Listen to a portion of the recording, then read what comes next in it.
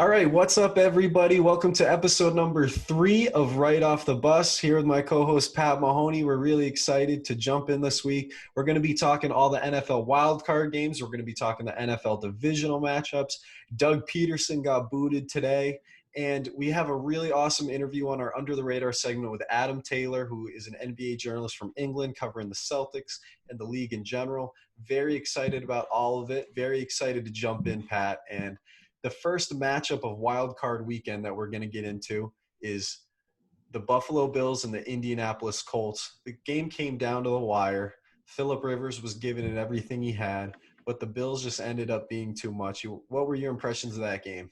Yeah, this might have been one where everyone had the Bills winning, even though the Colts were a sneaky good team. I mean, that is the last team you want to play as the 7th seed coming in as the last spot in the playoffs. But the Bills turned out to be too much. I mean, even though the Colts scored 24 points, their defense was stout all game. Stephon Diggs was the standout performance of the game. I mean, as he's been all season, but the fact that he's carrying it into the playoffs now is excellent. I don't know what his stat line was. He had over 100 yards receiving plus that crazy touchdown.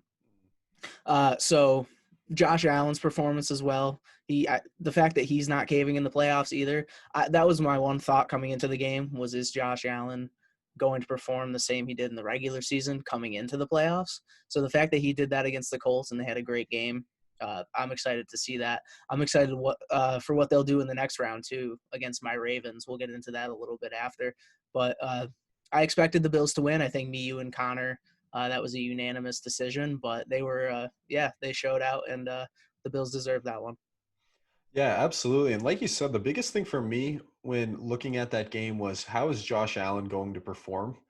Because it's a playoff game. And, think of Lamar Jackson. He's won a playoff game. He's no longer having that stigma over him where he can't go win a playoff game. And I wanted Josh Allen to come out and show that he's ready, that this season wasn't a fluke. And I feel like he showed that. And the Colts were a very good team. Like you said, a sneaky good team. That defense is very underrated. DeForest Buckner locking down that D-line, Darius Leonard at linebacker. I mean, that defense was underrated. They played a very good game, and the game went right down to the wire. But at the end of the day, Phillip Rivers, I love you, man, but you're in your 17th season, your first season with a new team. It's a totally new environment. There's only 7,000 fans in the stadium up in Buffalo. Shout out to Bills Mafia for being there, being loud, and having a good time as they always do. But I just didn't think that the Colts had enough, and it turns out they didn't. It was a tight game that the Bills ended up coming out with a win. And I think that's what everyone expected. Like you said, we all picked it here on this show. I think that was kind of the consensus around the league. But it's all about, like you said, what can they do next week against the Ravens, which we will get into later. But first, we got to talk a little Rams Seahawks, Pat. And I got to tell you, man, this game shocked me. And I know that we were texting back and forth a little bit, and I was talking to some other people about this game. But that Rams defense, man, they are legit. And it's not just they're legit. They are the best in the league. They are dominant. They are game-changing. And John Wolford comes in to start that game for the Rams, takes that hit to the head, and Jared Goff has to come in. Your starting quarterback, the $100 million man who you didn't start because of a thumb injury, now has to come in and play. He didn't play exceptionally well, but he made some big-time, timely throws when he had to. And then that defense, man, was just mauling everybody. Russell Wilson, you shouldn't have thrown that little bubble screen out to the left flat. That pick six, no problem. And I feel bad for forgetting his name right now, but that Rams corner picked off Russell Wilson all 3 times they played this year. And I'm sorry for not remembering your name, I cornerback can't on the remember Rams. either. But that's remarkable. I mean, that just means he has his number. He's in the right spot. He is watching film. And it's a play where DK Metcalf's supposed to be catching the ball, who's one of the best receivers in the league. So shout out to the Rams. Shout out to their defense. They played phenomenal. What were you thinking watching that game and reflecting back on it? Yeah, and like you said, I mean, with DK Metcalf, he was the standout performer on the Seahawks team all game. He had decided to have a great game, which I said last week DK Metcalf was going to be a playmaker for the Seahawks.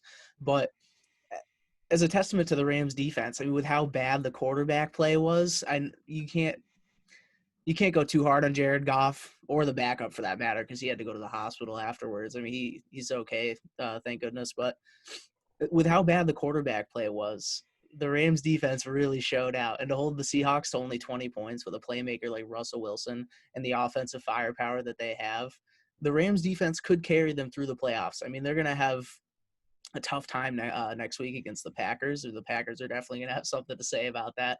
Aaron Rodgers, your MVP of the season, might be able to blitz that Rams defense, and we'll see when that time comes. But yeah, shout out to the Rams for getting it done. The defense really carried them, and we'll see where they can head. Yeah, we'll see how far that defense can carry them because remember when they were in the when they were in the Super Bowl 2 years ago in 2018 against the Patriots, offense was their calling card. They had some standout players on defense. Obviously, Aaron Donald's been there for a while and some other guys, but it was all offense. It was a really fun, innovative Sean McVay offense that was doing a lot of crazy things. And then they dialed it back and they started running the ball more. And they started they weren't as crazy on offense. And then they just really focused and honed in on the defensive side of the ball and paying some of those ballers, man. And we'll see how far it can take them. We will. I mean, it's what a playoff team is supposed to be built upon. So it'll be interesting. And I would like to point out that I did indeed pick the Rams last week against you and Connor. You both picked the Seahawks, the Rams. Part of my 6-0 from Wildcard Mm. weekend. Got every game right if you go back and listen to the tapes. But I knew it was going to stand on the Rams defense, so I was proud of that pick. We'll pull the receipts. We'll pull the receipts because I mean I was only 3-3 in those picks, and Pat rocked it with 6-0. I don't know what Connor was off the top of my head, but he Yeah, I certainly can't. wasn't 6-0. So, well, the next game, and I mean this may have been the buzz of the weekend, is the Washington football team playing Tampa Bay and Brady and Evans and that stacked offense. Man, Alex Smith can't go. Trevor Heineke comes in and is just doing some really, really fantastic things for Washington on offense. That kid was ball. I say kid. He's 27 years old, getting his second start. Was only signed to the practice squad a month beforehand. Starting that game, had been on a few different practice squads this season, including the Patriots.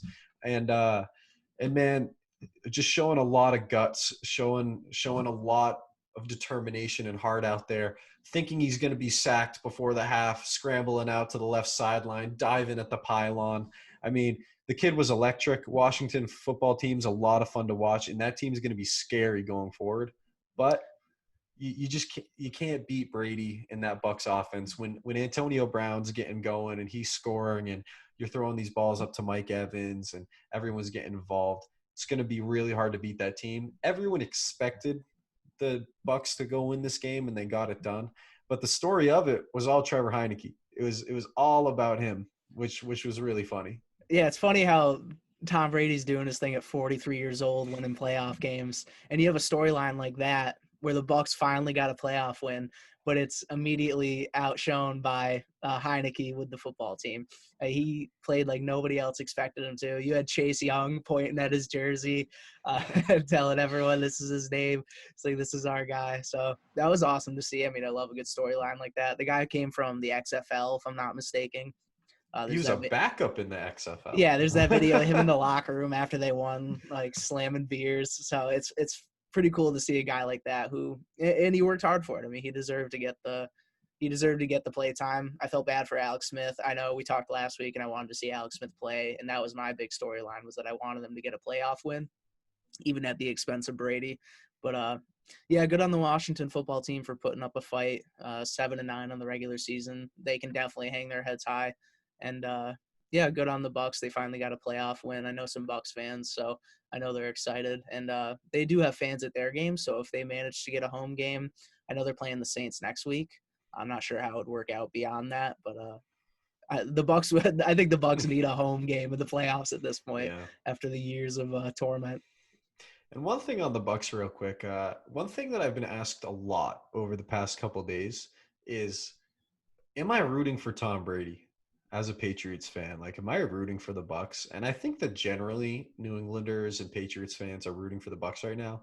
But I'm having a very hard time with it because I do not want to share Tommy touchdowns.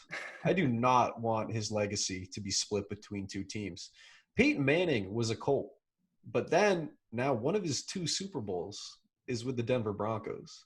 Your legacy is split, and I don't think it would be that extreme with with Tom Brady, considering, everything he's done in New England versus only a couple of years in Tampa Bay if he continues to play the next couple of years. But man, I'm having a hard time rooting for Brady right now. I don't want to share him. I want him. I want him all to myself as a Patriots fan. Yeah, I don't blame you. It's tough for you to see him in another uniform, especially when he's playing as well as he is. I mean, he kind of turned it on in the second half of the season. I knew he was going to have a good season, but the numbers he put up for a 43-year-old man, and then to come into the playoffs, get a playoff win as well. He's taken a team that hasn't been to the playoffs in years upon years. I forget how many, maybe 18 to 20, since the last time they got a playoff win. But I'm happy to see Brady there. I mean, I was sick of seeing him on the Patriots, getting him the Patriots success. But a Bucks is a team I can root for.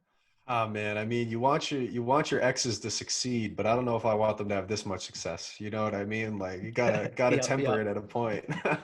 I'm just kidding, of course. But Pat, the next matchup starting on a Sunday, the first game, 1 o'clock. Your Baltimore Ravens Yep, going yep. I against those Tennessee Titans. got my Lamar jersey on. I'm ready. I'm geared up. Shout out Lamar, man. So take it away with Yeah, I with that mean, game. we went into Tennessee, a game that I don't think many people expected us to win. The Titans were an underdog at home. I don't know why the Ravens were the favorite, because I could very well argue that the Titans should have been the favorite at home. I think that's no doubt, to be honest, especially with the track record that the Ravens have in the playoffs over the last few years since Lamar has come. I mean, it's been a tough label for Lamar, being that he's never gotten a playoff win. But the first season they made it, he took over halfway through the year for a team that was ran by Joe Flacco. He won 6 out of 7 games to steal the AFC North. They got into the playoffs. And you know what? It's tough. You're a rookie. And then the next season, he did win MVP last year. We got bounced by the Titans. But the biggest thing about that game was not only the play of Ryan Tannehill, but Derrick Henry. And the question this year was, were we going to be able to shut down Derrick Henry, a guy who ran for 2,000 yards? And that, for me, was the standout of the game, was that our defense came ready to play. I could talk about Lamar Jackson, how he finally, got his playoff win, but it's not so much about him in this game. It was about our defense. We held the Titans to 13 points at their home turf. Derrick Henry had 18 carries for 40 yards.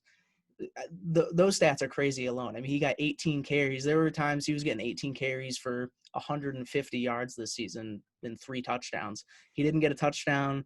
He didn't break 100 yards. I think even if he broke 100 yards and was right around the 100-yard mark, that would have been a success for the Ravens, just because of what happened last year. And he didn't stiff arm anyone to death like Earl Thomas, if I remember correctly.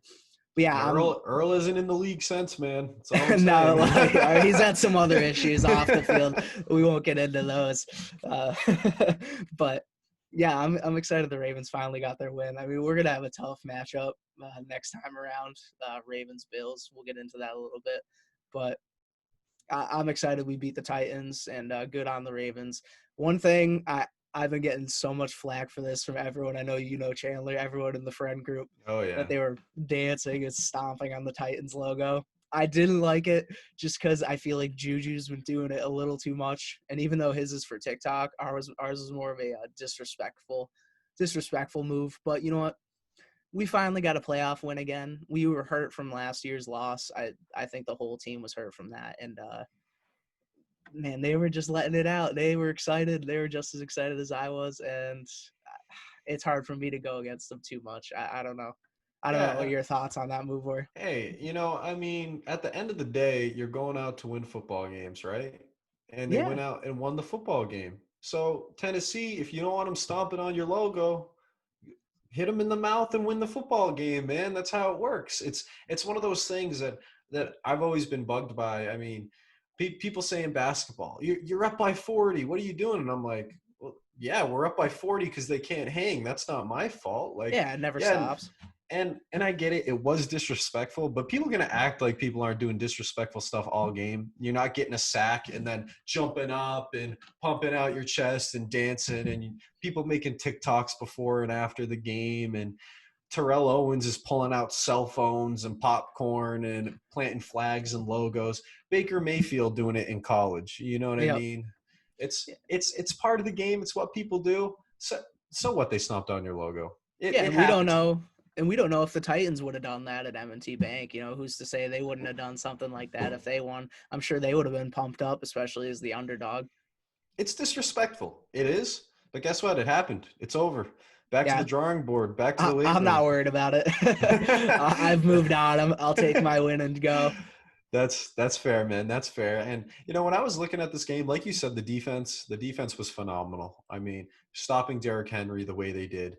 And that's what we talked about last week, right? We're like, can they stop Derrick Henry? That is the one thing. Can you force Tannehill to beat you? Tannehill couldn't go out and get it done. And one thing we were thinking too before this game is the Titans beat the Ravens midseason. I forget when Mhm. it was, week 8 or 9, and they knocked them out of the playoffs last year when they were the favorite. So there's a lot of animosity towards those Tennessee Titans, right? This is a team that has been in your way. This is a team that has knocked you out of the playoffs. And if you don't think that this animosity started a year ago, then you're wrong. I mean, they have a lot of feelings towards this team. Yeah, And that's a I'm lot not of saying pent that up energy. yeah, and I'm not saying that the Titans were out doing anything crazy disrespectful after they won. I'm just saying you want to go back out and you want to hit these dudes in the mouth. That's what football is. You want to beat them up, you want to disrespect them. You don't want them to get back up. You're trying to go out and win the game. You're trying to go out and fulfill your contract. You're trying to go out all those guys last year your contract and make a difference to get paid and get a new deal. It's what it is. That's how the game is played. It's disrespectful, but if you're mad about it after an hour later, an hour after the game, you're still mad about it, then you just want to be mad. Yeah, I You just totally agree. you And just the got to focus Titans, your yeah, energy. and the Titans will be back. I mean, there's nothing to hang their heads about. They had a great season. They got great playmakers: Corey Davis, AJ Brown, Derrick Henry's going to be right back where he is. So they have a lot to look forward to next season. Problem is they gave 80 million to Ryan Tannehill. That's the Yeah, problem. this is true. This is true. All right, Pat. Next matchup, man. Saints Bears. Game kind of went how we expected it to, but I mean, the talk of the town is Nickelodeon, man. The fact that That's what I was this gonna ask you. I was gonna ask you about that. this game, dude. So I'm like scrolling on Twitter like before the game starts, and people are just like, I can't wait to see how this goes. Like, I'm so excited for this to be on Nickelodeon, man. And they had the Nickelodeon at night like fan vote, and kids voted Mitch Trubisky like the Yep. Nickelodeon most valuable player, and now it's in his Wikipedia bio, like 2021 MVP or whatever it Yeah, is. And Nickelodeon valuable player, something like that. I'm like, man, this is ridiculous. But you see that game ending touchdown run by Alvin Kamara. The game's over, and it's kind of like not much to reflect on. It's kind of like this is what we expected. The Bears being 8-8, they weren't Yep. really a team that people were considering a threat in the playoffs. So I've kind of felt the game went as expected, and I think that the fact that it was on Nickelodeon and that there's CGI slime cannons in the end zone um, and Sean Payton getting slimed after the game, like Yep, they have those. the Javon Wims cam from when he punched the Saints player in the face. They had Patrick punching SpongeBob, so that was good. But Young Sheldon out here dropping facts in the middle of the game, yeah, like it almost worked out that the game was broadcasted on Nickelodeon to make it somewhat more fun, at least for kids, because that was the least fun game of the weekend. It was the most boring. Very good point. I think I shut the game off after 3 quarters. The Saints were up 14-3 on the Bears. The Bears offense just looked as we expected. I mean, they've relied on their defense all season. They've had problems at quarterback all year. Even with receivers, they don't really have many options to throw to. They have Allen Robinson, but beyond that, there's not much. But yeah, it was the least fun game of the weekend. I expected the Saints to win. Me, you, and Connor all picked them. So a 21-9 scoreline is not surprising at all. The fact that the Bears did not score a touchdown and the Saints. One thing I did expect was that the Saints would have put up more than 21 points, but I guess with how the game went, the Bears do have a stout defense, and it was just a really, really slow-paced game. There wasn't a lot going on.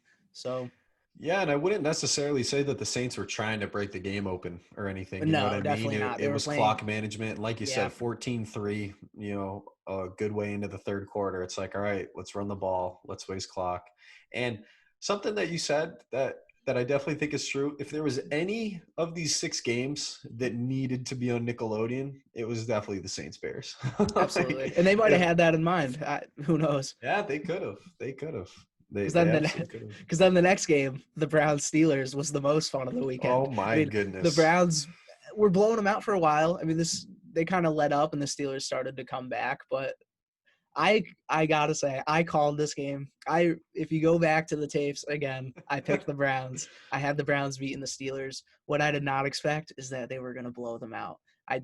Really didn't expect that. I think it was 28-0 after the first quarter. I tuned into the game after the first quarter and I couldn't believe what I was seeing. I was like, oh, maybe it's probably a close game at this point. Maybe the Browns are down, but no, they were up 28-0. I think after the first quarter. That was absolutely a shock. Every part of it, man. And I started thinking when reflecting back on this game, it's like, did we just give the Steelers way too much credit? Did did that 3-game slide at the end of the season, did that show us who this team really was? Yeah, Because I think we might have. they weren't in this game until the end of the game. Like it was bad, man. Big Ben, 3 picks in the first 3 quarters, and you got to think Ben Roethlisberger is done. You have to think that it's time for him to hang up the boots and retire. You know, Hmm. I love that the Browns won. I love it. And what I said last week, and of course I picked the Steelers, so I was wrong. I was 3-3 on my picks. Pat's the only one who picked the Browns, but I was just saying, okay, you lose Joel Bitonio, who's your best offensive lineman, and you lose Kevin Stefanski, who changed the entire culture of this football team.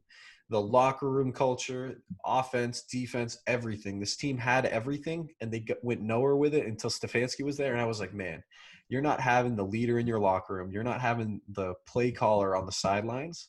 That is just really hard. I wanted to pick the Browns, and I would have if they had those two guys, but they didn't, and they still went out and got it done. And they still went out and dominated the line of scrimmage, and they dominated the game from start to finish.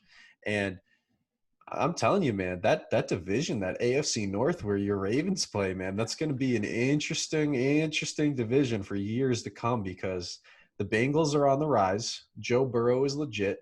The Browns are very clearly legit. They're a 10-win team from here on out if their guys are staying healthy and Baker Mayfield keeps his head down and keeps working. Yep. Your Ravens should be winning the division, and the Steelers might be the odd man out depending on what they do at quarterback.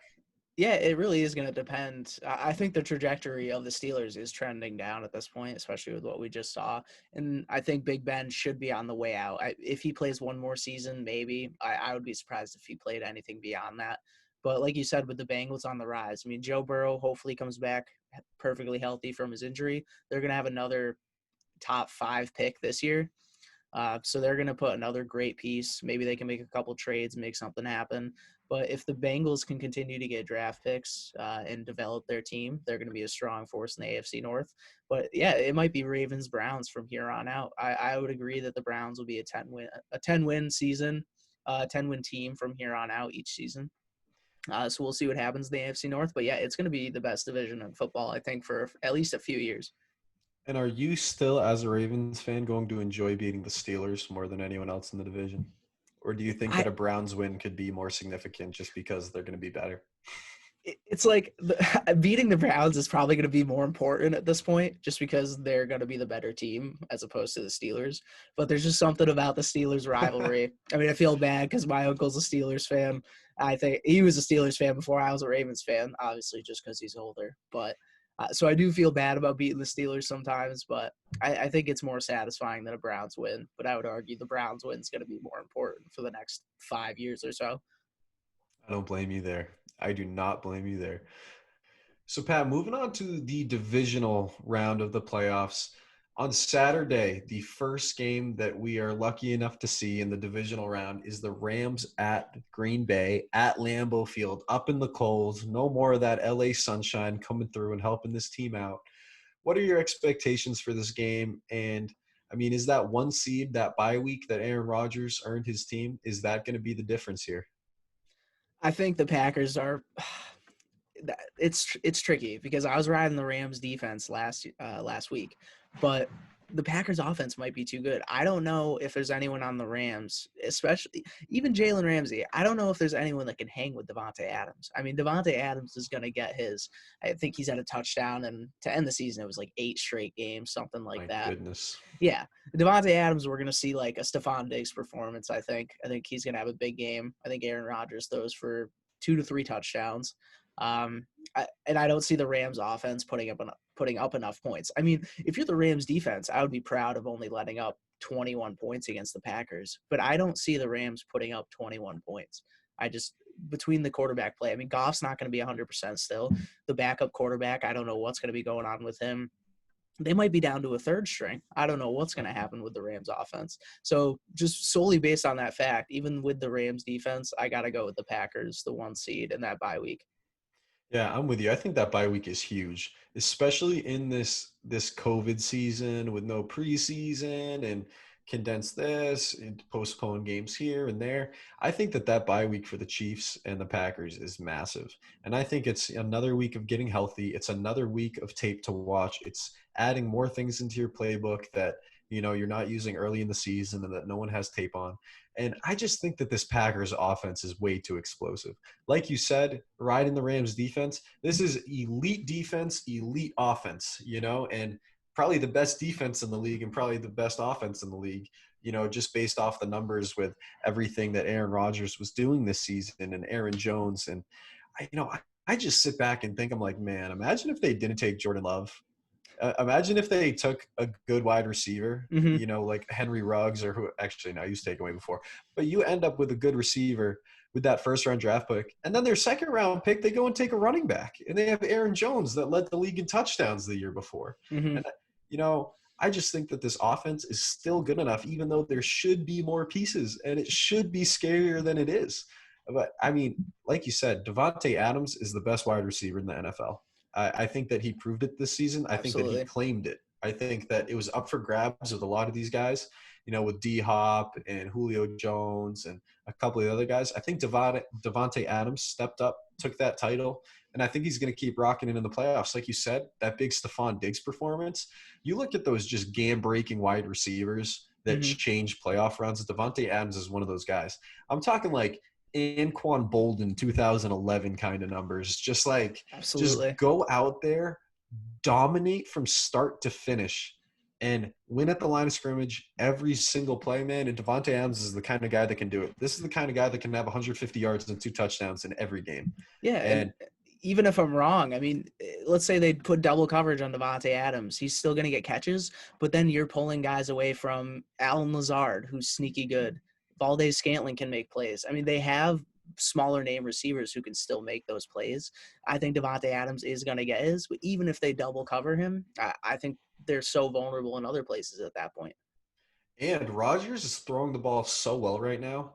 Guys like him, Brady, Mahomes, they make their pass catchers better. And Rodgers is the kind of guy that puts the ball in a spot where only his guy can get it. So even if Devontae Adams is double covered, like you said, Valdez Scantling and those other guys, Rodgers makes the game easy for wide receivers. So even though it might be a couple of these guys' first playoff games, like you're still going to go out there and perform, and the ball is going to be put on a platter for you if you're running your route the right way. Especially up in Lambeau, man. That cold up there. I don't know what the weather is going to be on Saturday, but the Rams are not looking forward to it. And I'll tell you, every player on the Packers is looking forward to a cold day if that's the case. Yeah, so it sounds like we're both riding Packers this weekend. Absolutely. I just hope my picks can be like yours last week. That's what I'm going for here. Yeah, and I hope you're riding Ravens as well for the Bills matchup, even though that's kind of a tough pick. I think I gotta go for the Ravens just because I'm a fan. But if I'm talking sensibly, the Bills are going to be a very difficult matchup. It's going to be way tougher than the Titans matchup we just had because they're not just solely relying on a Derrick Henry like the Titans may have been. You have a quarterback in Josh Allen who was probably the second best quarterback in the league behind Aaron Rodgers this season. So you have a guy who's maybe even hotter than Rodgers too. He's been carrying the Bills all season, but coming into the playoffs, they're especially hot. They're playing the best football they've played all year. So I'm definitely nervous about the Bills matchup. I think we're gonna have a tough time guarding Stephon Diggs between, you got Marcus Peters in the backfield. I don't know if we're gonna be able to stop them. Yeah, I think it's gonna be a high scoring game. I think both teams are gonna be low 30s, maybe high 20, low 30s.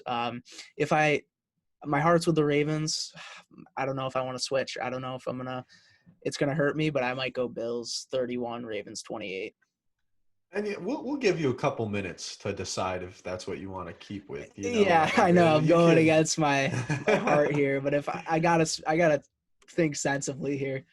I hear you, and a lot of what you're saying is making sense to me because you think like, who's going to match up with Stephon Diggs? And Marcus Peters is great, and Marlon Humphrey's great, and that secondary is really good. But at the same time, it's like, man, Diggs is one of those guys who's like, who's breaching top 5 status right now. That dude is elite, and he changed that offense like we've talked about before for Buffalo. And Josh Allen and him, man, they just have that connection. Like, I'm I'm going to throw out some all-time connections, and I'm not necessarily saying they're like that, but that's what it feels like, man. Like Peyton Manning, Marvin Harrison, like Brady and Moss connecting in their first season for 20-something touchdowns, man. I mean, the chemistry was just there immediately with these two, and it's been phenomenal to watch. And it's really hard to pick against them, but like you said, I think these teams are very evenly matched. I think that they both have a couple strengths, a couple weaknesses that the others don't. But I see this game being really close.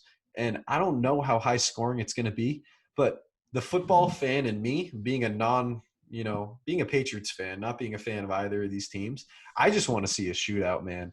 Exactly. I want to see Lamar just running 100 yards and throwing for 350, and I want to see Josh Allen throwing for 450, and I just want it to be back and forth because these two teams, like at their best, are two of the most explosive offenses in football. And it's going to be interesting to see how it goes. I mean, that Ravens rushing attack is not easy to stop, man. Lamar Jackson's a top 5 running back in the league. Like, as funny as it is, the stat I heard on him the other day, there's only 5 players in the league to have 1,000 rushing yards last year and this year. And Lamar Jackson's one of them. Like, that is ridiculous. Yeah, I know. That is It's what? funny because best running back in the league was an insult at one point for him, but at this point, I mean, his passing game isn't as great, but it's getting better. And if you're calling him a running back, I'm fine with that. He's rushing for over 1,000 yards. The offense he's producing, I mean, he's got great guys now: Marquise Brown, Willie Snead, Mark Andrews. I mean, we have excellent guys to throw to as well, who are going to make him better, I think, continuously. And that I hope we re-sign Willie Snead, but mm, and that yeah, backfield is loaded. I mean, Gus Edwards is the number one on one day, and J.K. Dobbins is the number one on the next. And, Mark Ingram's kind of floating between that 2-3 spot, depending on the game. But that backfield is loaded. I mean, it is so explosive and so dangerous. And this game's hard for me, man. I don't know what to go, but I'm going to go something very similar to the score you put, but I think I'm going to go a little higher. I'm going to go Bills 34-31. I think there's going to be a lot of points in this game. yeah, I like that. I would agree with that score line. That's yeah. I that's the thing. Our D line, I think, is a lot better than our secondary, even with the names that we listed. Just the way we shut down Derrick Henry last week. So I think we're gonna have a tough time in our secondary, and we might have a tough time audibling to Josh Allen and his running ability. You think about Lamar's ability, but Josh Allen's a great runner too. I think he had a great running game last week against the Colts. So we'll see what happens. Yeah, absolutely. And switching over to Sunday, the first game we got on Sunday is one I'm really excited for. I mean, Cleveland taking on Kansas City.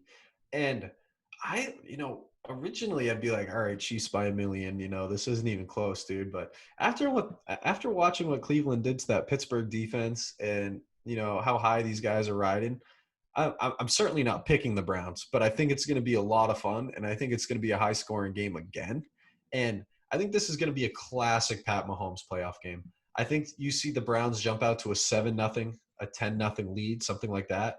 And then it's going to be, oh, can Mahomes do it? Blah, blah, blah. And then just like every other playoff game he's ever been in, It's he's like, yes, down he can. he's down by 2 touchdowns, and then he ends up winning by 2 touchdowns. Like, it is ridiculous.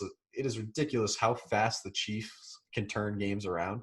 And I think that the Chiefs should win this game, but I think there's going to be a lot of points. I wouldn't be surprised to see this game go something like 34-21 or 37-24. I think there's going to be a lot of points, but I'm taking the Chiefs every time in this game. Yeah, that's a game where an upset is possible. I would like to see the Browns win. That would be cool. I mean, just from a fan standpoint, I don't really want to see the Chiefs in the Super Bowl again. I never want to see the same team in the Super Bowl twice, year after year. in consecutive years anyways. Go Pats. Yeah, just like your Patriots. I think that might be what ruined it for me, is that I saw them in the Super Bowl every year, it seemed like. So maybe that's why I'm getting the Brady vibes from Patrick Mahomes and the Patriots. But Yeah. we'll see what happens in the game. I would like the Browns to win. Just from a fan standpoint, it'd be cool to see an upset. You never expect the Browns to make this run. I mean, these Browns are not the typical Browns. They are special. It's going to be up to the quarterback play of Baker Mayfield. I think it is every game. The QB play has to be on point. It's gonna be up to whether he can pull it out. And if he outplayed Mahomes, I would be surprised. But I think that's where the difference is going to be. I don't think it's going to be a defensive game. I think Mahomes, like you said, is going to pull it out. I think that it's too difficult to beat the Chiefs. They're too good, especially in the playoffs. I think they just have that winning mentality, and they know how to get things done in crunch time. They know how to finish. So I'm picking the Chiefs as well, but I'm going to go by a touchdown. At last divisional playoff game we got, man. We got the Bucks Saints matchup in the NFC South. Third time they're playing this year, and the first time ever a divisional opponent has swept Tom Brady. The Saints beat the Bucks in both their matchups, both on opening night and midway through the season. I don't know what to think about this game yet. Why don't you give me your thoughts and how you're feeling about Saints Bucks? Yeah, and what you learn in sports very early on, if you play at a young age, or even if you just watch, that it's tough to beat a team 3 times in one season. Beating them twice, sure, that can happen, but beating them that third time is so difficult. The Saints are definitely good enough to do it, but I just don't know if they're going to be able to. I think the Bucks are going to be a little bit ticked off that they've lost the last 2 games against them, and I don't think they're going to go out like that. I don't think Brady's going to allow it to happen a third time. I think Brady's going to have his best game in the last few weeks that we've seen. I think he's going to play better than last week as well, even though he had a great game. I think the Bucks are going to get it done against the Saints. It's going to be a close one, and it might be a shootout, just judging on the offense of both teams. I don't think the Saints are going to play as conservatively as they did against the Bears with the clock management that we pointed out. I think it's going to be a more high-scoring game. If we're right about this, we've pointed out there might be a lot of high-scoring games this weekend, so I hope that it does work out. That'll be exciting to look forward to. But I would say I'm going to go with the Bucks. I think I'm going to go Bucks by a field goal. I think that's fair, and that's kind of what I was thinking too. I'm thinking Bucks about 27-24, somewhere in there. Decent amount of points. My biggest thing for the Bucks here is, can you stop Alvin Kamara? Can you stop that run game? I think that's going to be really significant because he's as hot as any running back in the league right now. But I think that Brady in the playoffs with that many weapons, it's just so hard to root against. And Breeze has a plethora of guys too. And there's a lot of really great stuff going on that New Orleans offense and defense. But as much as I don't want to root for Tom Brady, even though I do, I'm very conflicted on this, Pat. A lot of mixed emotions. Yep. I'm going to give it to the Bucks, 27-24. I think decent amount of points, both teams scoring. But at the end of the day, Brady, 2-minute drill, end of the game with Mike Evans, Antonio Brown, Gronk, Chris Godwin, and Leonard Fournette, not to mention Cameron Brate and some of their other guys, man. I just can't root against Brady here. I'm going Bucks 27-24. Yeah, there's too many options. And the one thing the Bucks will have to do is shut down Michael Thomas as well. Michael Thomas is finally back. The Saints got their playmaker. He looked good last week. It was cool to see him out there again after he was out so long this year. So with the offensive firepower of both teams, like you said, Brady's going to have so many options, and that if it comes down to a 2-minute drill, I'm taking Brady all day. Yeah, that is a hard 2-minute drill to stop all those guys. That is not something I'd want to be doing on any defense. All right, so one more little NFL topic here, Pat. We got Doug Peterson today, January 11th, getting fired from the Philadelphia Eagles. I really don't know how to feel about this. He won a Super Bowl for them 3 years ago, and Doug Peterson has done some really good things in Philly. They were as injured as any team in the league this year. And, you end up benching Carson Wentz, bringing in Jalen Hurts, who was good. He wasn't great. He was good. People want him to be like the next coming. He's not, and that's been shown, And I just don't know how to feel about it. I feel like it wasn't time yet for Doug Peterson, but maybe you get someone else in that locker room. Maybe there's a different culture. Maybe there's a reset that needs to happen. But I don't know who's going to end up coaching this team, but the biggest question for them is who's their quarterback and what are you doing at the quarterback situation? It's such a gray area right now. Yeah, I think the best direction the Eagles could have taken for next season would be to give Doug Peterson one more season to show what he can do. I would have started Jalen Hurts at quarterback. You got to see how it plays out for a whole season. Right. He was fighting with Carson Wentz for majority of the season this year. He didn't get a start at least till halfway through the year. The best way, it's going to be tough to get rid of Carson Wentz just because of the contract and how much they're paying him. I don't know if anyone's going to want to pick up that contract, but if possible, the best thing to do would have been give Jalen Hurts a shot, give Doug Peterson one more season to see what he can do with that team, see if he can get the culture back, and then if you can, offload Carson Wentz and see how the team moves forward from there. And if they have less injuries, maybe they pick up a better receiver. They really need a receiver desperately. So we'll see if they can do those things. Well, they won't be giving Doug Peterson a chance, but if Jalen Hurts can play quarterback and they can pick up another receiver, maybe they'll be able to get rid of Carson Wentz. Maybe they can get some trade value in the future. If they're able to pick up some other players, some key pieces, the Eagles could be a good team. And my brothers are Eagles fans, so I don't usually root for Philly. I don't like the Sixers. Sorry Sixers fans if there's any, but I got to root for the Eagles, and I got to hope for the best for them. Hey man, you're just a fan of the Birds over there. You know, Yeah, the Ravens yeah. aren't that far. Sometimes it gets confusing. It's like Bird Gang is Eagles, but then I got to say Ravens flock. Yeah, yeah, lot going on there. I mean, for me, it's this new coach comes in and he's dealing with Howie Roseman, the GM, and whoever you bring in, the first question is, all right, Wentz or Hurts, and then it's where do you go from there? It's like, that is such a tough situation. Do you walk in and trade Carson Wentz before he's even on the field, before you've had a chance to coach a guy that should have won an MVP before he got hurt in week 14, 15? Brady won the MVP that year. It was Wentz's to lose, but he didn't It play the was. last 2 games of the year. So Brady ended up with another 600 yards and 4 or 5 touchdowns or whatever the case was. All the talent's there, but is he just too hurt? Is his mentality too broken? Is there something wrong? Is it all the Twitter people wanting Jalen Hurts? Did it just break him? I don't know. But you walk in and you have to decide, what do we do with Carson Wentz? And that's the first thing a new coach has to decide. And man, that is a tough one. That is a tough part of that intro interview, man. Every person they're bringing in and interviewing, they're saying, well, what do you think about this situation? Because it's the most important thing for the NFL franchise right now. This is your $150 million man. What do you do with him? This is tough.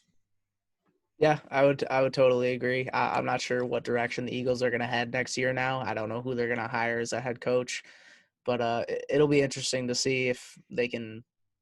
What's funny is that they might have a chance at winning that division just because of the way Yeah. it was structured this year. I hope that Dak comes back healthy next year after his terrible injury. So if he does come back and maybe contracts work out with the Cowboys, maybe the Cowboys win the division next year. But we'll see what happens with the Eagles. I think they're going to have a tough time next year, but I think it'll be a good chance for them to find the direction, see where they want to head. And I think the year after that, so the next season, would be a good goal for them to try to improve. Maybe they can make a playoff run in that division. Well said, man. Well said.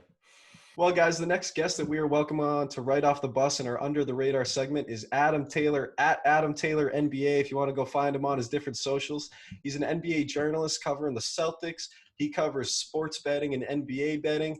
He does a lot of different things. We're really excited to have you on, Adam. Really looking forward to this conversation. Yeah, man, I appreciate it. Thank you for having me on. Great intro as well. I do a lot of different things. Don't do them well, but I do a lot of them. So, you've got to throw enough darts, one will stick eventually. Absolutely. I mean, we beg to differ. We like you. We love the Celtics Blog podcast that you and Brendan Nunez do. You know, it's a lot of fun and definitely looking forward to this. So starting off, just a little bit about you. I mean, being from England, Birmingham, if I'm correct from maybe your Twitter bio, how did you end up becoming an NBA fan and where did the love of basketball start? Do you know them people that are like, whatever's popular and like what everyone likes, I'm going to go against it? Oh, yeah. Yeah, I'm one of those. So like growing up here, it's all soccer, right? Everybody's Yep. soccer. I hate soccer, dude. I don't know if I can curse on this podcast, so I'll keep it. Go ahead. Go ahead if you need to. I fucking hate soccer, dude. Real bad. But growing up, like we didn't really have basketball on TV. You know, it was like I mean, I'm a bit older than you guys. I'm in my early 30s, so like this was pre-internet time. I remember a time when it was pre-cable, so you'd have like 4 or 5 channels, and then Michael Jordan turned up. So you know, the start Michael Jordan gets famous. Now they'll show 1 or 2 games a week. Usually, the best game of the week would end up on TV at a very reasonable hour, probably 5 days after it took place. And I remember sitting there watching Michael Jordan, like this guy's amazing. And then he came up against the Celtics, and then the Celtics were kind of like towards the end of the dominant era that they were in. I didn't know this at the time. I was young. Mm. And the Bulls used to whoop them, and then I'd see them play the Lakers, and I was like, man, I don't. And then you know, everyone's like, oh, Michael Jordan. I don't want to support the Bulls because they're popular now, and I'm trying to be different. So I supported the Celtics mainly because you could see they were on the decline. And then as I got older and older, I started to learn about the history. And it's a big thing here because like we're such a small country and there's so many soccer teams. It's like you support the team that's closest to you, like in geographically. And it wasn't until about 4 years ago I was like, damn, Boston's the closest team to me geographically. So like Oh, it all worked out that way too. And obviously League Pass came about and I started watching more games. And then I realized like I don't really know shit. So you start reading, you start looking at stats, and then it just snowballs from there really. that's fantastic. You love the NBA and basketball so much. You're staying up till 3, 4 o'clock in the morning watching these games, right? Depending on the game, yeah. If it's like a regular season and they're playing Sacramento or you know, or New York or something, and it's not. I can watch it the next morning and I'm not really going to miss much. Then Mm. what I do then is I turn my notifications off, and then I wake up before work and watch it then, and then I'm up to date like everybody else. But if it's a big game, then yeah, I'll stay up until like 2, 3, 4. Oh my goodness. What Yeah, about it's if not it's on long. the West Coast here? If I'm in the West Coast, then great at the time. But if I'm not, then I'm watching it the next day. There's no chance I'm waking up at 3 in the morning for a basketball game. That's a good thing. That's a good thing, I guess. The one thing I found when I was on the West Coast was it was harder to catch a game on your time zone than it was on an English time zone because like I'd be coming home from like I don't know going to the zoo, you know, doing the tourist things, and the games are halfway through, and I'm like, what's going on? Like so, I found it much harder to keep up with the league when I was around LA than what I do now I'm back home. That's interesting.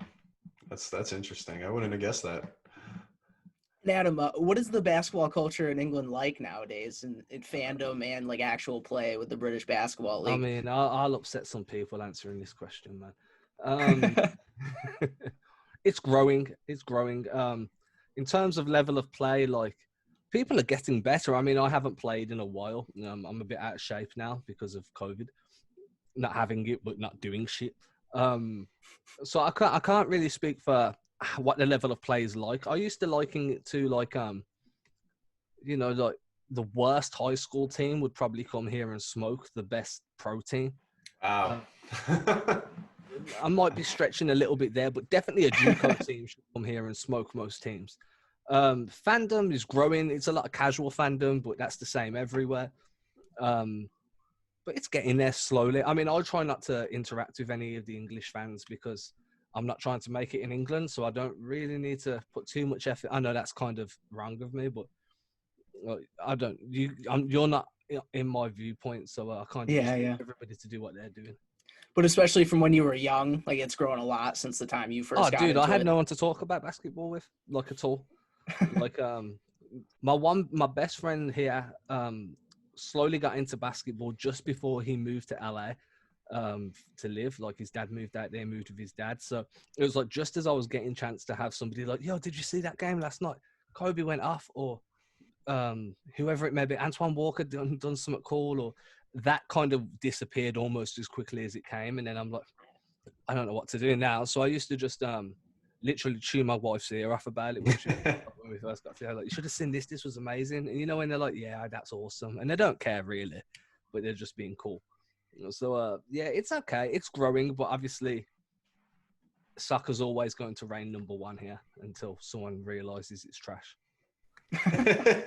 And we're both soccer fans over here too, you know. Yeah, so You'll realize it's trash, don't worry. Well, I take it you're not a Birmingham City fan then, huh? No, I'm lucky, dude. I'm lucky. Yeah, no chance. All right. All right. So, I mean, thinking about the fact that you grew up being a Celtics fan and getting into the culture and starting to learn the history, how cool is it covering them now? You know, when you think about your work with Celtics blog and the podcast you're doing and Man, everything else. it's awesome.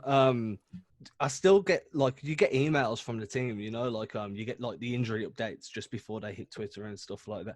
And every time they hit my inbox, I'm just like, man, the Celtics have emailed me, and it's like it's like that surreal moment over and over and over again. You know, you build kind of relationships with the PR team, so then you'll get an email off PR sometimes, and you're like, man, the Celtics have emailed me, and it's surreal. It is awesome. The hardest thing I kind of found to do was separate the fandom from the journalism. Like that was really tough. Speaking to a Celtic player, for example, and I'm trying not to fanboy out. I'm like, oh my god, what's it like? Trying 1,000 questions are going through my head, and you've got to be really level and so you know, you struggled last game. How'd you feel? When really you want to be like, dude, man, can I get your autograph? Can you sign this jersey? Can you send me some? So it keeping the two separate was definitely a difficult transition, but it's awesome. It is really awesome. That's fantastic. And going through all your podcasts, I want to know, who do you think has been the most fun to interview on any of them? When you think of guys like Mike Gorman, George Karl, Gordon Hayward, Gigi Datomi, who did you have the most fun interviewing? Yeah, Mike Gorman by miles. Such a cool guy. We chopped it up for about 15 minutes before we started recording, and then we probably chopped it up for about another 10-15 minutes afterwards. Had all the time in the world for me. Any question, there was nothing off limits. Anything I wanted to know, he'd answer. He stayed in contact with me via email a little bit since then, so that's cool. That was definitely my favorite. That was the one I was the most nervous for as well. So because he's like a broadcaster, right? So a microphone in front of him's easy. So for me, I'm just like, don't stutter, don't swear, don't slur. It was good though. He was definitely my favorite interview so far. And I mean, he is an absolute encyclopedia of basketball knowledge. I mean, he's forgotten more about the Celtics than I know. You know what I mean? So that is a fantastic connection. And the fact that he kept up with you afterwards, that speaks volumes about him, you know, and who he he's is. An amazing person. He's asking me questions about things because I've been watching since 94. But I was a very casual observer. It wasn't like I had a way of keeping up with the team. So he's like, do you remember when I don't know, do you remember when Larry Bird did this? Or do you remember when Antoine Walker did this? And I'm like, no. And he's like, man, I thought you'd been following the team since 94. I'm like, I have, but you were working then? You were there? I was 7,000 miles away. I don't remember shit. He's a really awesome, absolutely awesome guy. And then after that would probably be George Karl. The coaching and getting to speak to somebody like that kind of brought through Carmelo Anthony, got to deal with who else did he deal with? My mind's gone blank, so I'll just keep going. Chauncey Billups and Nene and a bunch of those guys. A bunch of those dudes, having him, being able to bounce questions off him and look at the way he thinks the league's changed, that was awesome. Players are cool, but you kind of get very specific answers from players. That's a lot harder to chip away the ice. That's interesting. And going back to the Celtics blog a little bit, how much fun has it been being part of that team at Celtics blog, writing for them, recording the podcast with Brendan Nunez, working with guys like Keith and that crew? Man, so Brendan's my boy. He lives out in LA actually. Well, just outside of LA. We've been working together for about 2.5 years, 3 years now, doing independent stuff, and we've just we bumped into each other on Twitter. I text him every day. We're on the phone most days now. He's just, he's my boy. But being with these guys at Celtics, they're awesome. They're no questions ever too big or too little. You reach out to them, they're always happy. There's always game time. I have to turn notifications off because those guys are just talking amongst themselves in the group chat. And you're just Jesus Christ. I wake up and there's 122 messages and I'm like, one of these might be important, so I need to go through them. But it's also 6 a.m. in the morning, so I'll leave that till later. But like Keith is one of the greatest guys in terms of like every time I have a question, I'm like, "Hey Keith, can you help me with this?" And he'll sit down and be like, "Let's jump on a call." And we'll speak through what the question, or he'll give me like really long, insightful answers. They're all great. They're a bunch of loads and loads of fun as well. Now, Adam, just switching over, talking a little bit more about the team as well as the NBA season.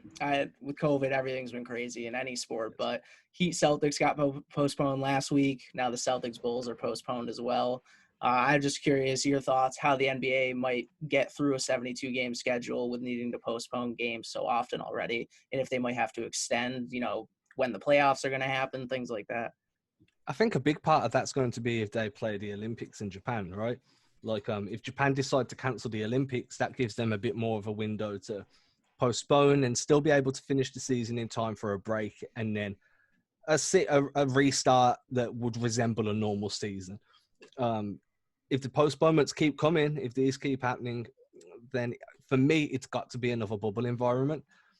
That's the only way I can viably see everybody staying healthy long enough to start and finish a playoff tournament. But I know the players probably aren't in favor of that. I've heard some wild stories from when they were in the bubble. Yeah.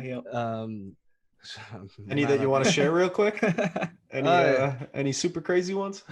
Yeah, I mean, it's been on a podcast I was on, so it's not my info. Someone else has told me. There was one where a guy jumped into a lake, not knowing there was an alligator in the lake. Oh my gosh, like a player? Yeah.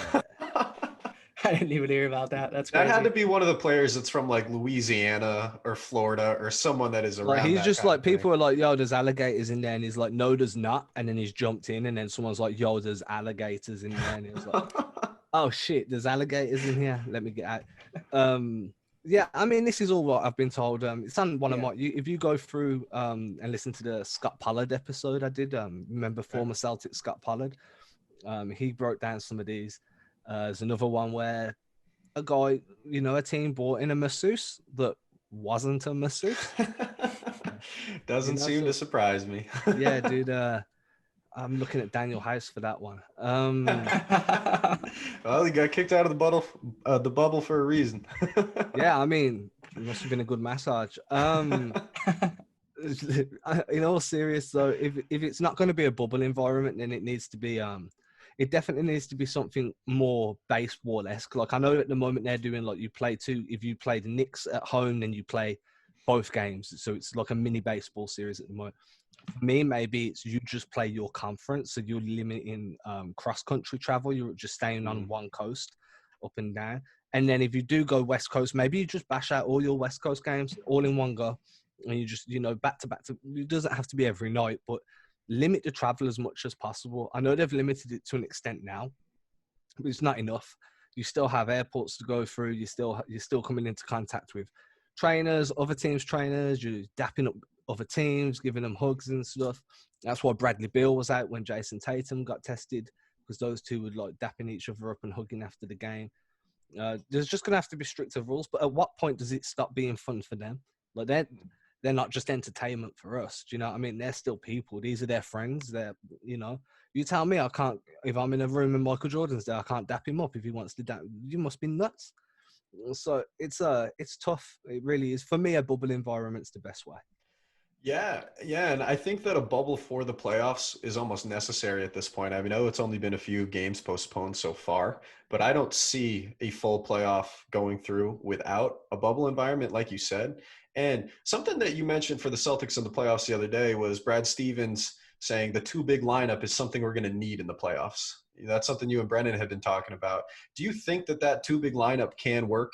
And do you think that it's going to work in the playoffs? Or do you think we need to continue running with a smaller lineup with the Tatum at 4 and the Semi Ojeleye at 4 and those sort of lineups? So I think the two big lineups should always be the plan B. You know what I mean? So like, if you're coming up against a team that likes to play two traditional bigs, if you're up against Miami and Miami roll out Bam and Kelly Olynyk, then you've already gone through the teething process to be comfortable playing Thompson and Tice. Like, they've already worked out their kinks. They can play together at that point. Then that's when you do it. For me, I think you always start with your most versatile group. I've been quite a vocal advocate of once Romeo's back, put him in at the 2. Gives you additional size, additional switchability on both sides of the floor. But then if a team does counter and goes big, you've already, like I say, you've already gone through the sucking while you learn how to deal with that lack of space on that with that rotation. That it's not so much of a, damn, what's Brad doing? Putting 2 bigs? I've never seen this. You know what I mean? For me, it's at the moment, it's born out of necessity. But I do think that long term, it's going to be beneficial because Brad Stevens has rarely had the ability to go big. He's always had to go. He starts off with what you would class as size for the Celtics, and then it's always been like a gradual decline, right? Unless you include Taco, which I won't include Taco. That's fair. And with getting a player that might help us get that success in the playoffs, I mean, we have the largest trade exception in league history. I'm just a few players thinking on my head. Are there any players around the league you want to see the Celtics target in a trade? Maybe Aaron Gordon. I know Brendan Nunez was thinking Harrison Barnes. Maybe a guy like Julius Randle, if we could somehow wrangle him from the Knicks. I've been in so many conversations about Julius Randle coming to Boston. It's unbelievable. I do a podcast with Jonathan Macri, who covers the Knicks. Used to cover him for Sports Illustrated. He does his own thing now, very successful. He's kind of saying like the Knicks might be willing to swing even with how Julius Randle's playing now, because his value's like it's the highest it's ever going to be, right? I'm not happy with that then, because if we're paying a premium for Julius Randle, when he goes back to being Julius Randle, that's going to look bad. So I like Aaron Gordon. I think if you put him in a position where he's a 3rd or 4th offensive option instead of being put in as the 1st or 2nd, he could flourish. I think that's part of what his issues have been, is he's always been the guy that's had to do everything. You know what I'm saying? Instead of, hey, you just post up in the corner, or you you play in the dunker spot, or we're going to put you in positions to succeed, but we're not going to ask you to do everything. That's where his value is going to be the best for me.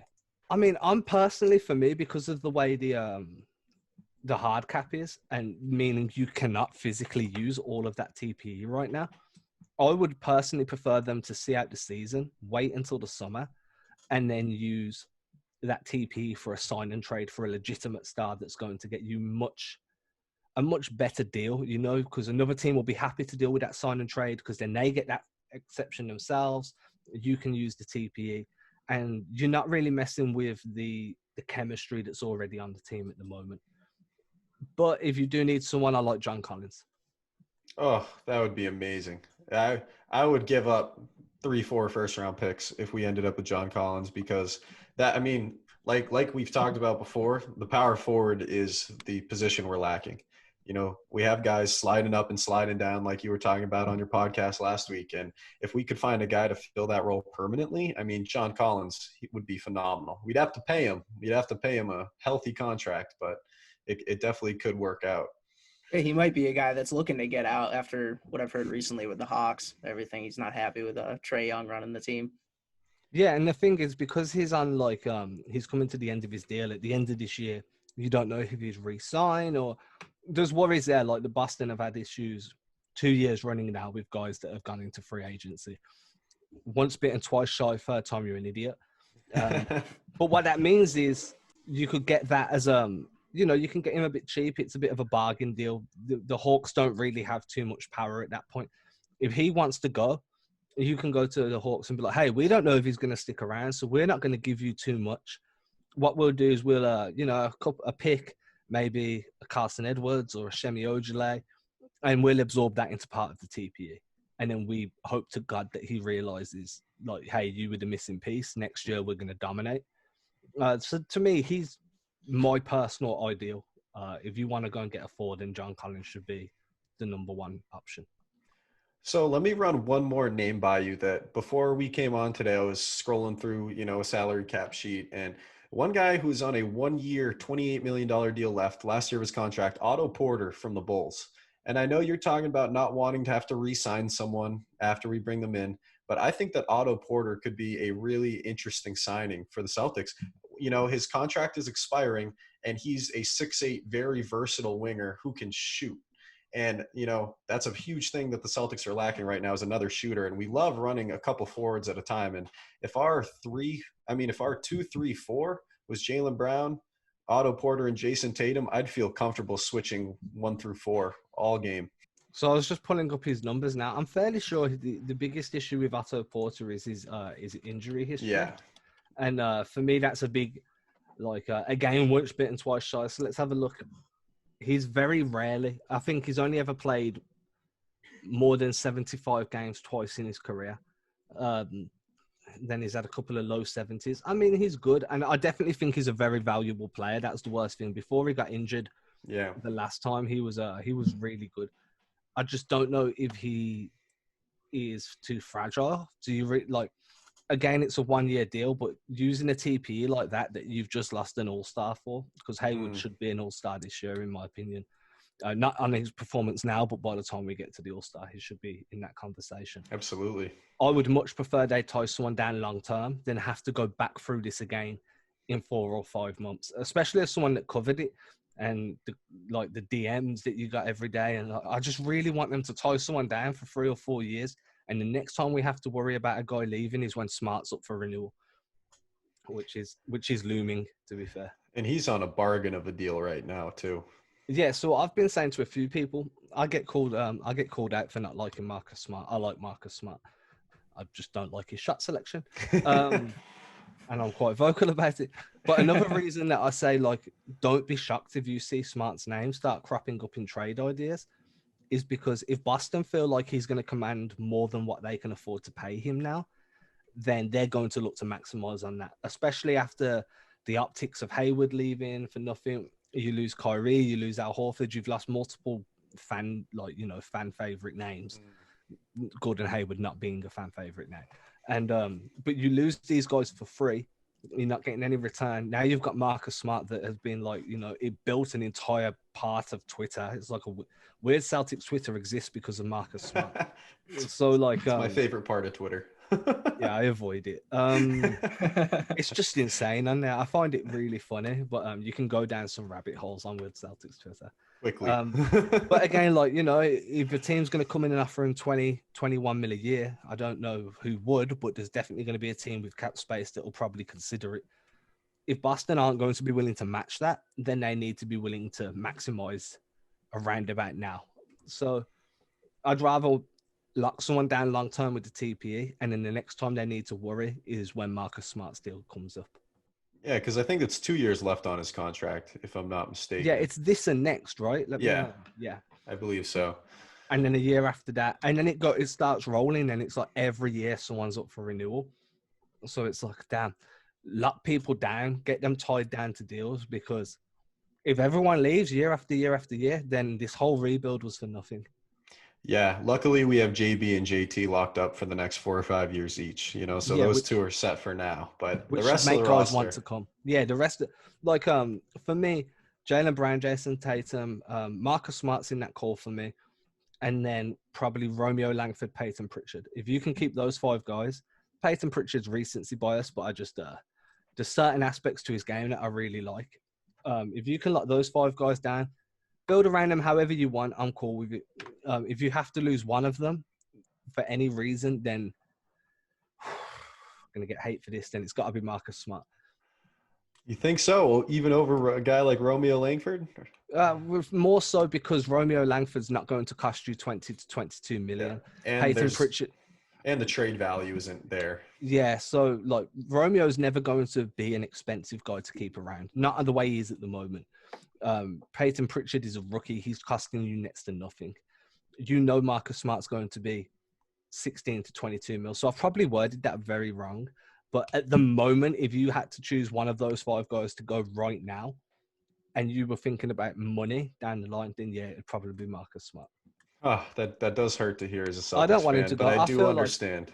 I feel like if you can tie him down and find a pass first point guard for a reasonable amount of money, then this team would be legit, real legit. For me, it'd be probably like a Lonzo Ball, and then you could have Lonzo, Marcus, JB, JT, Thompson.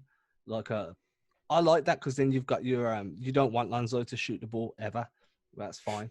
You just ask. I mean, he's a good shooter. He's We developed. wouldn't need him to.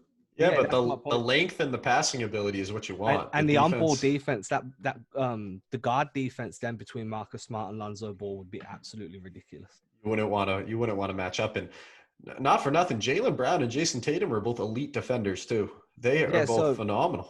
well, and what's great is they're both elite at different aspects of defense. And so Brown's your on-ball guy. If you want to stop a guy, if you need an on-ball defender, you put Jaylen Brown on them.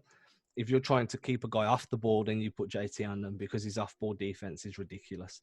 So is his help defense, actually. He's a really good help defender. Those young guys are just going to keep getting better and better too, which is the most exciting part for me. And we're big Peyton Pritchard fans over here too. We got the recency bias. We're also big Kemba fans. We think he's the player the team is missing. And I'm just curious, where do you think the Celtics rank in the NBA when they have that full healthy roster and once Kemba comes back? Do you think we're going to have a significant improvement? I'd definitely have him top 3 in the East. Probably top 6 in the NBA. Ranking it more than that then goes on form, it goes on player injuries. You know, I still think the Lakers have got the best roster in the league. Milwaukee's probably got the second best roster. In terms of talent, Philadelphia have more talent on their roster than what Boston do. Kills me. You know, I've just named 2 teams that you don't want to have more talent. Brooklyn has more talent than Boston. So, and then obviously Phoenix are playing out of their minds right now. I think Denver is probably lower than top 6. Denver are probably more talented. Boston really need a 4. They need a real good power forward to propel them up the ranking that little bit more. I don't class this as a championship season. If they don't pick up a decent power forward in the off season, I don't class next season as one either. It's 2 years away for me. And what happens from 2 years away for the next 6-7 years defines how we look back at this era. That's fair. That's fair. I just want to see Kemba come back to be that third scoring option, but I am just so worried that his knee isn't going to hold up.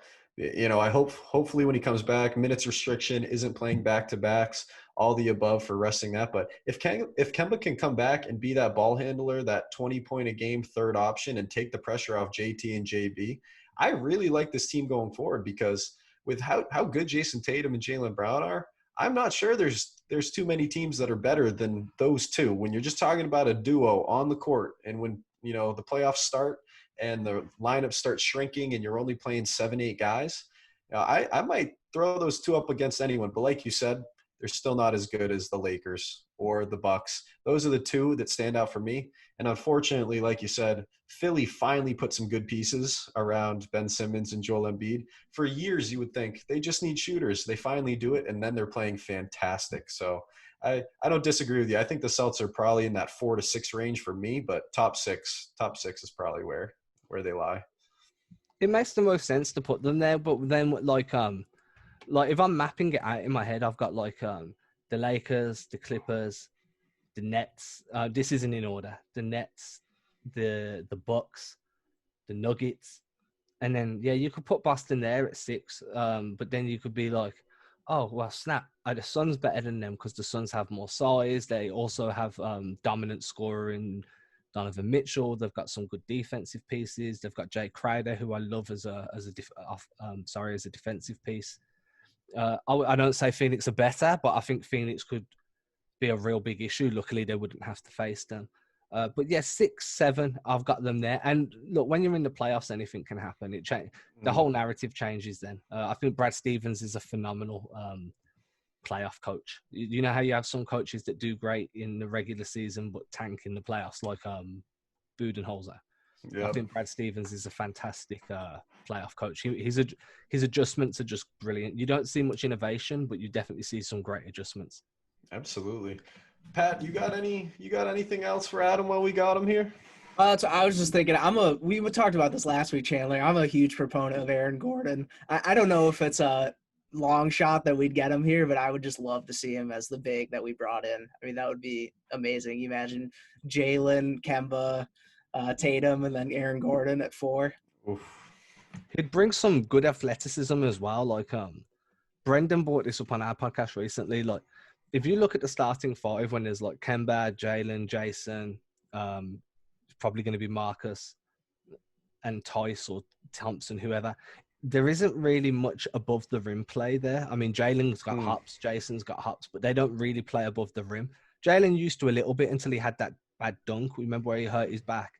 He seems to have calmed down in the way he attacks dunks now. So having someone like Gordon there that can give you that above the rim play, that kind of bleeds into transition opportunities as well, because the team want to get out and run more because they know there's a lob threat there all the time. They know that Gordon's going to be one of the first guys on the break. You can hit him with the pitch pass, and then hopefully, you could be the alley or just a cross-court pitch, and then he'll finish on the break. So I think that would allow the Celtics to get back to a pace that they're used to playing at, that they're better when they play at, which would hopefully kind of kill off some of these half-court stagnations that drive me insane. But it is what it is. Until Kemba's back, it's going to be a lot of high pick and roll, and then it's going to be your turn, my turn with the Jays. That's fair. Well, Adam, it was a lot of fun having you on. We appreciate you coming on. If you want to go tell the people to follow you, check out any of your pages, subscribe to anything, the floor is yours. Yeah, I mean, you guys have done me good on the intro. So you can find me at Adam Taylor NBA on Twitter, Instagram, Facebook. You follow me on, find my work on Celtics blog, find Celtics blog podcast, look for anything titled Celtics pod if you want to see my work in audio form. I do a NBA podcast with Jonathan Macri once a week for Talk Basket. And then if you want to put some bets down, you want to make some smart gambles, find my work at Unibet. But we'll see how many I put out there this year. It's kind of hard to kind of gauge with so many blowouts.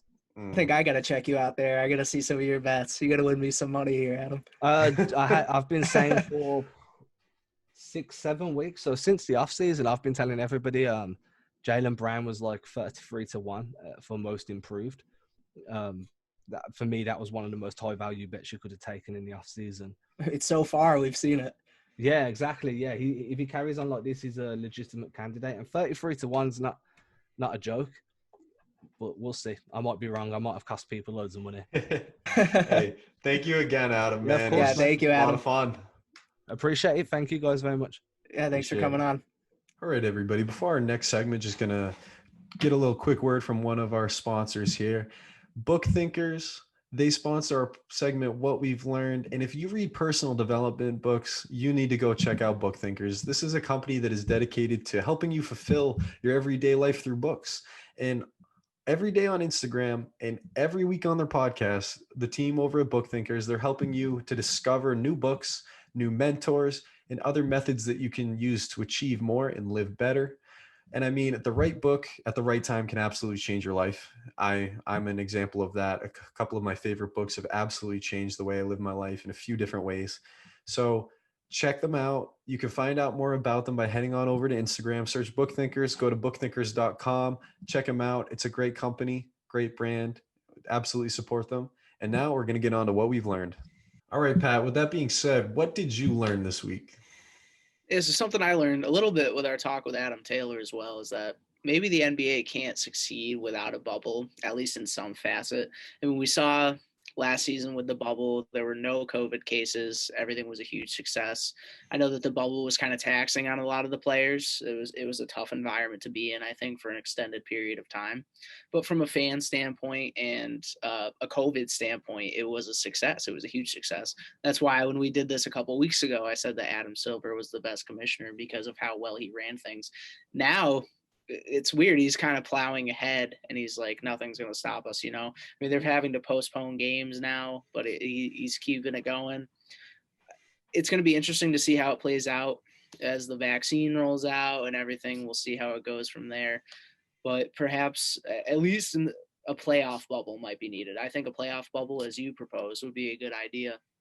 But that's what I learned, is that I think we're going to see a lot more COVID cases this season. It's going to be weird with the postponement of games, how many games teams actually play if we have to extend the season. So I'm curious to see how it'll play out with the rest of the NBA regular season and then into the playoffs as well and see what they decide to do. That's very fair, man. It's scary what happens with this COVID cases and shutting games down. It happens in every sport. Let's hope the NBA can find a way. But what I've learned this week, man, and it was after that game last night, those Steelers, man, they were kind of frauds this season. And, fraud, it sounds like a strong and aggressive word, but this team, They didn't have it. They didn't have it. They had a 3-game slide at the end of the year.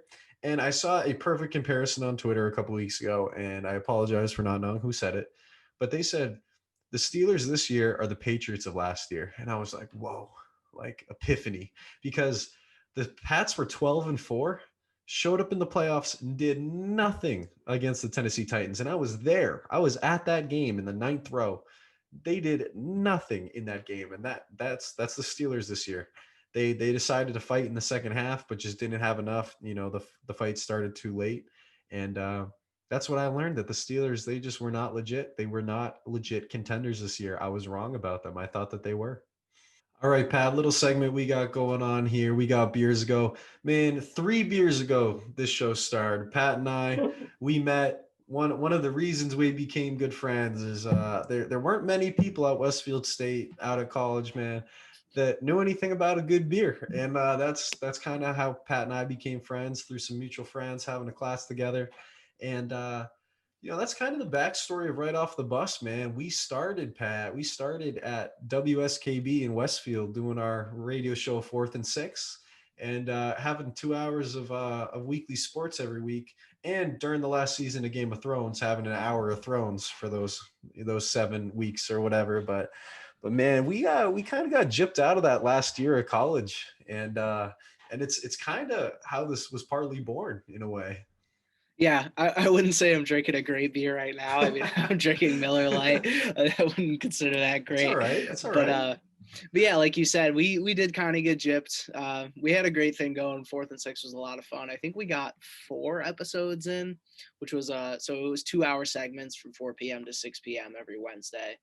We had a sports show. Pretty much like Chandler said, that's why we continued on with this podcast. We're trying to just keep it going. We had a lot of fun with it. And maybe if we didn't get gypped, who knows if we would have continued it. Maybe if COVID didn't hit either, it was something that we thought we could get going. But it was a lot of fun to do at WSKB. Shout out to Westfield State. But yeah, like I said, this is something that we want to do, and I think that's why we continued it. So maybe it was a blessing in disguise. We didn't see it at the time, but looking back on it, I think it was. That's fair. That's fair. And yeah, like you said, I mean, this whole podcast, it was kind of born out of COVID, kind of like late in COVID, maybe July, August, September, somewhere. We were like, hey, let's get this going. This is what we want to be doing. We don't want to be working any desk job. We don't want to be doing anything else. We want to be doing sports talk and sports broadcast at some point, and getting some really cool stories out there. And that's kind of how it was born, and it all started back in the day with Pat and I having a few beers together, and becoming friends through that, watching some UFC fights, watching some Pats and Ravens Sundays over at his apartment. And man, we one of my biggest regrets from Westfield is that we didn't get to finish 4th and 6, man. We had a good thing going there, and I'm just so pumped that we can continue it on this podcast. And I'm looking forward to it, man. This is episode 3. We just had another phenomenal interview with Adam Taylor. We got some really, really cool interviews coming up. Next week, we got a Canadian football player coming on the pod, and man, I'm just looking forward to this journey, this experience, man. I'm pumped. Yeah, I'm excited for what we got in store. I think each episode as it goes is going to get better. We're going to have great interviews on for you guys, and I hope you enjoy it as much as we do. Absolutely. And I hope that everybody enjoyed episode 3. If you haven't already, please go follow every social media, Twitter, Facebook, Instagram, TikTok. We got them on there. Go hit subscribe on YouTube. Go hit subscribe and follow on Spotify and Apple and everywhere else. We appreciate all the support. We appreciate all the love. Give a 5-star review. Leave a comment. Leave a review here and there. We appreciate you guys. Yeah, thank you for listening. We'll see you guys next week. Peace.